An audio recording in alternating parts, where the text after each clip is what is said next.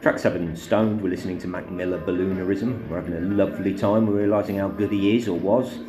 Yeah, track 7, Stones, you know, I used to hear a guitar for the first time and then you get that little Malcolm McLaren sample.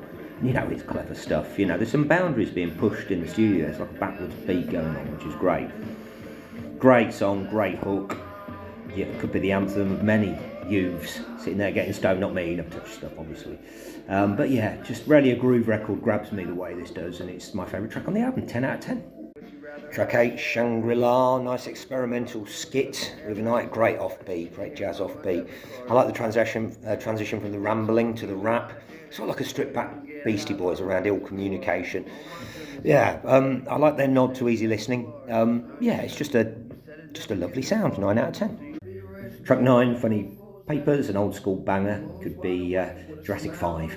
Yeah, it's a long album and this is maybe one of the tracks that I might have lost when doing the final cut. Feel like I've heard it before on the album. Great chorus though, 8 out of 10. Track 10, Excelsior. Not a track I've ever noticed really, 7 out of 10.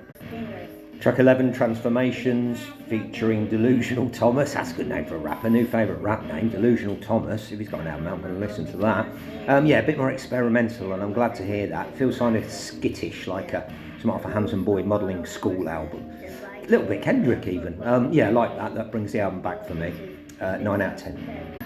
Track 12, Manakins, trying to be an indie anthem, but doesn't quite pull it off. Falls a little bit short. Interesting for sure, and he could certainly write a tune, but production's just a little bit too indie.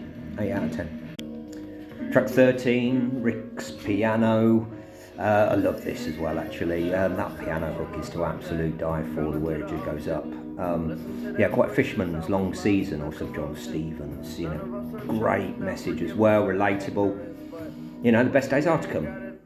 You know, I hope his dad wasn't like CEO of Sony or something like this. I don't think so. I need to do a little bit more research. But yeah, perfect last song for me, even though it's not the last song. Not along with that, 10 out of 10. And he gets you there when he starts saying, what does death feel like after you know what happens after? Very sad. And the 14th and final very long track at 12 minutes, Tomorrow We'll Never Know. Nice moody end, quite Joy Division I suppose. He could be an indie singer as well as a rapper.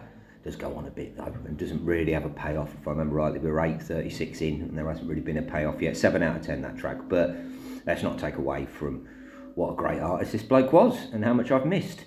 I need to listen to one of his, I don't know, would you call it a proper album? Is this a proper album? I'm not 100% sure. I need to watch a documentary on Netflix, which I will do, but overall, what a talent, what an album, and I'm going to